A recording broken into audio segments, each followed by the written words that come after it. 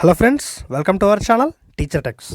ఈ యొక్క వీడియోలో ఎస్సీఆర్టీ తెలంగాణ టెక్స్ట్ బుక్ అయిన 10వ తరగతి నుంచి ఇప్పుడు అన్ని కవి పరిచయాలను అయితే ఇప్పుడు చూద్దాం. అన్ని పాఠాలలో ఉన్న కవి పరిచయాలను ఈ యొక్క వీడియోలో అయితే మనం క్లియర్గా తెలుసుకుందాం.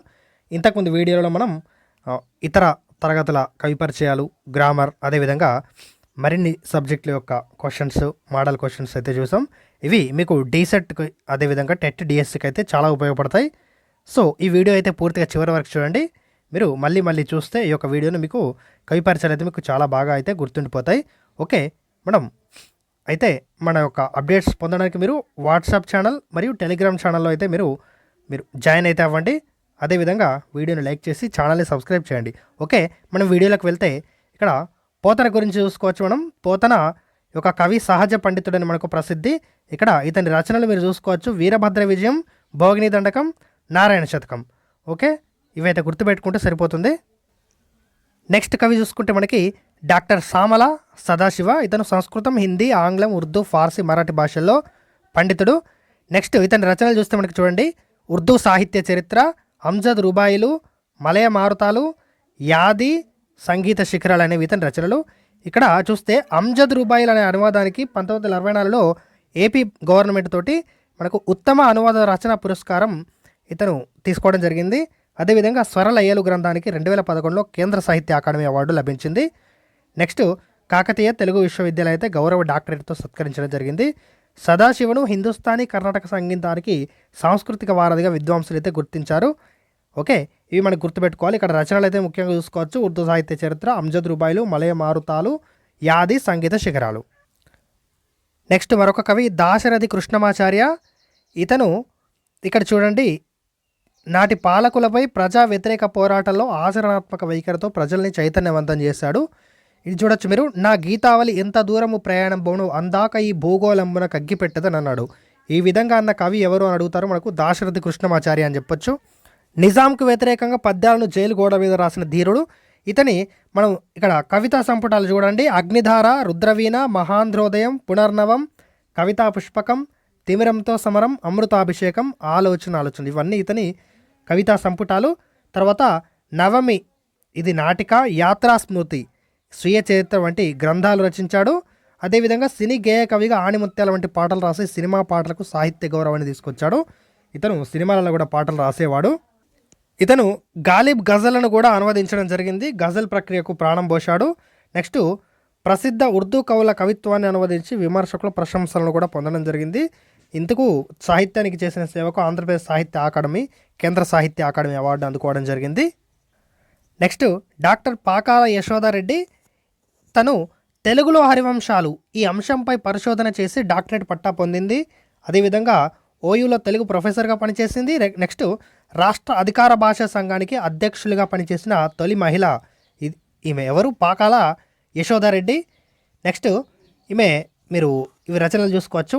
ఆంధ్ర సాహిత్య వికాసము, పారిజాతాపహరణ పర్యాలోచనము, ఎర్రాప్రేకడ, కథా చరిత్ర వంటి పరిశోధన గ్రంథాలు, మా ఊరి ముచ్చట్లు, హెచ్చమ్మ కథలు, ధర్మశాల, ఇవి కథా సంపుటాలు. తర్వాత ఇక్కడ చూడండి, వీరి రేడియో ధారావాహిక కార్యక్రమం చూడొచ్చు మీరు. మహాలక్ష్మి ముచ్చట్లు రేడియో ధారావాహిక కార్యక్రమం ఎవరు నిర్వహించారంటే పాకాల యశోదారెడ్డి. ఇది చాలా ప్రజాదరణ పొందడం జరిగింది. నెక్స్ట్ కవి చూస్తే మనకు ఇక్కడ అలిశెట్టి ప్రభాకర్. ఓకే, ఇక్కడ అలిశెట్టి ప్రభాకర్ గురించి మనం చూసుకుంటే అయితే ఇక్కడ మనం చూసుకోవచ్చు సాహితీ మిత్ర దీప్తి. ఇక్కడ సాహితీ మిత్ర దీప్తి అనే సంస్థ పరిచయంతో కవిత్వ రంగంలోకి ప్రవేశించడం జరిగింది. అదేవిధంగా ఇతని అచ్చైన మొట్టమొదటి కవిత ఏంటంటే పరిష్కారం. నెక్స్ట్ జగిత్యాలలో స్టూడియో పూర్ణిమ, కరీంనగర్లో స్టూడియో శిల్పి, హైదరాబాద్లో స్టూడియో చిత్రలేఖ ఏర్పాటు చేసుకొని ఫోటోగ్రాఫర్గా జీవితంలో కవిగా అయితే ఎదిగాడు. అదేవిధంగా ఇతని కవితా సంకలనం చూసుకుంటే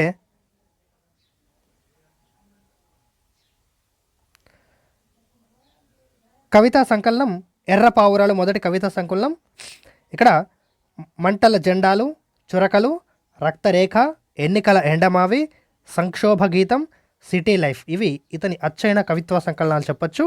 తర్వాత ఆంధ్రజ్యోతి దినపత్రికలో 6 ఏళ్ల పాటు సీరియల్గా సిటీ లైఫ్ పేరుతో హైదరాబాద్ నగరంపై రాసిన మినీ కవితలతో ఇతను ఫేమస్ అయ్యాడు. ఏంటిది? హైదరాబాద్ నగరంపై ఏ కవితలు రాశారంటే సిటీ లైఫ్. ఇవి ఏ పత్రికలో వచ్చాయంటే ఆంధ్రజ్యోతిలో 6 ఇయర్స్ అయితే వచ్చాయి, 6 ఏళ్ల పాటు. ఓకే, ఇది ఇతని గురించి, అలిశెట్టి ప్రభాకర్ గురించి. నెక్స్ట్ కవి గురించి చూస్తే మీకు కొర్వి కృష్ణస్వామి ముదిరాజ్. ఓకే, ఇతన్ని చూస్తే మనకు 1950లో హైదరాబాద్ నగర మేయర్గా ఎన్నికై నగర అభివృద్ధి కోసం రాబోయే 30 ఏళ్ళ అవసరాలకు అనుగుణంగా మాస్టర్ ప్లాన్ తయారు చేశాడు. ఎవరు? చైతన్యశీలి కొర్వి కృష్ణస్వామి ముదిరాజ్. ఈ కృష్ణస్వామి దక్కన్ స్టార్ అనే ఆంగ్ల వారపత్రికను కూడా స్థాపించి దీనికి సంపాదకుడిగా విలువైన సంపాదకీయాల వ్యాసాలను రచించడం జరిగింది. అదేవిధంగా ఇక్కడ మనం చూసుకోవచ్చు, హైదరాబాద్ నగరాన్ని ఛాయాచిత్రాల్లో 1000 పేజీల్లో బంధించి పిక్టోరియల్ హైదరాబాద్ అనే అద్భుతమైన గ్రంథాన్ని మనకు అందించడం జరిగింది. తన మిత్రుడు భాగ్యరెడ్డి వర్మతో కలిసి దళితుల అభ్యున్నతి కోసం కృషి చేశాడు. ఇంతకుముందు మనకు వీడియోలలో నెక్స్ట్ ఇంతకంటే ముందు క్లాసులో మనకు భాగ్యరెడ్డి వర్మ గురించి రావడం జరిగింది. ఇతను ఇంకొక పేరు మేదర్ బాగయ్య అని కూడా తెలుసుకున్నాం. మీరు ఇతని గురించి ఇంతకుముందు వీడియోలో చూడొచ్చు. కింద డిస్క్రిప్షన్లో అయితే ఆ యొక్క ప్లేలిస్ట్ లింక్ అయితే ఉంది. ఓకే, నెక్స్ట్ 1948లో ఉర్దూలో హైదరాబాద్కి 30 సాల సియాది జదు జిహీద్ పేరుతో హైదరాబాద్లోని రాజకీయోద్యమాలపై గ్రంథాన్ని రాయడం జరిగింది. గ్రంథం పేరు మీరు చూసుకోవచ్చు, ఇక్కడ ఉంది. అదేవిధంగా ఇండియన్ గవర్నమెంట్చే భారత స్వాతంత్రోద్యమ చరిత్ర రాసి సంఘంలో ప్యానల్ సభ్యుడిగా కూడా నియమితుడవ్వడం జరిగింది. నెక్స్ట్ చూస్తే మనకి సర్వేశ్వర శతకం యథావాక్కుల అన్నమయ్య. ఓకే, నెక్స్ట్ శ్రీకాళహస్తీశ్వర శతకం. ఇతను ఎవరంటే మనకు దూర్జటి శ్రీకృష్ణదేవరాయల ఆస్థానంలో అష్టదిగ్గజాల్లో ఉండే ఒకరు. ఇతను శ్రీకాళహస్తి మహత్యం అనే ప్రబంధం కూడా రాయడం జరిగింది. ఇతను కృష్ణదేవరాయల ఆస్థానంలో ఉండి కూడా రాజుల్ మత్తుల్ వారి సేవ నరకప్రాయం అని చెప్పిన ధీరుడు అనేది చెప్పుకోవచ్చు. ఎవరు? దూర్జటి. నెక్స్ట్ మల్ల భూపాలియం. ఇతను ఎలకూచి బాల సరస్వతి. ఇతను జటప్రోలు సంస్థానాధీశుడైన సురభి మాధవరాయల ఆస్థాన కవిగా ఇతన్ని చెప్పొచ్చు. తెలుగులో మొదటి త్ర్యర్థి కావ్యమైన రాఘవ యాదవ పాండవ్యంను రాశాడు.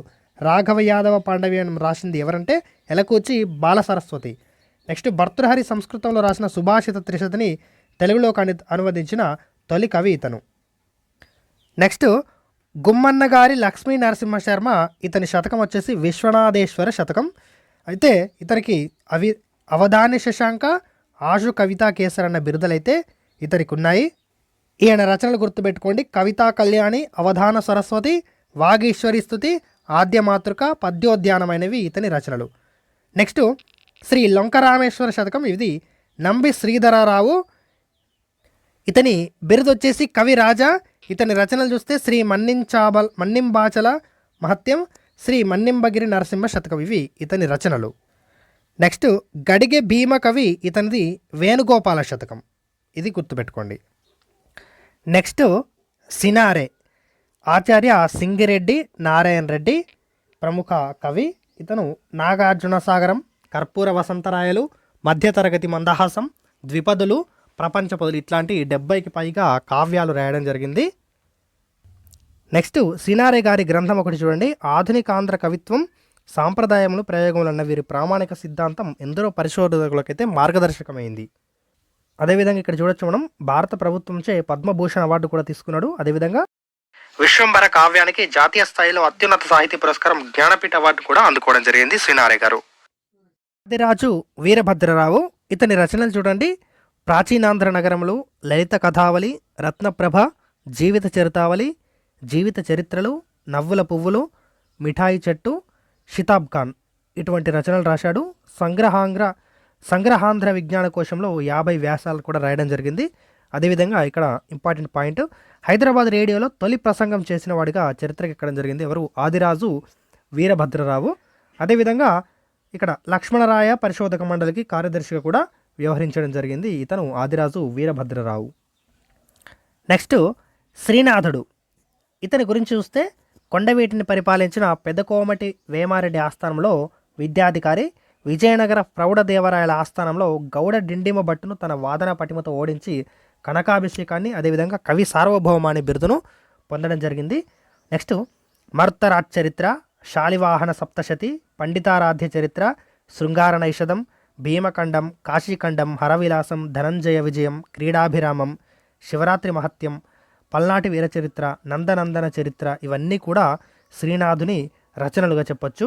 ఇక్కడ ఇతని కవితా లక్షణాలు చూడండి: ఇక్కడ ఉద్దండ లీల, ఉభయ వాక్ప్రౌఢి, రసాభ్యుచిత బంధం, సూక్తి వైచిత్రి ఇవన్నీ ఇతని కవిత లక్షణాలు. సీసపద్య రచనలో ఇతనికి సీసపద్య రచనలు చాలా బాగా రాస్తాడు.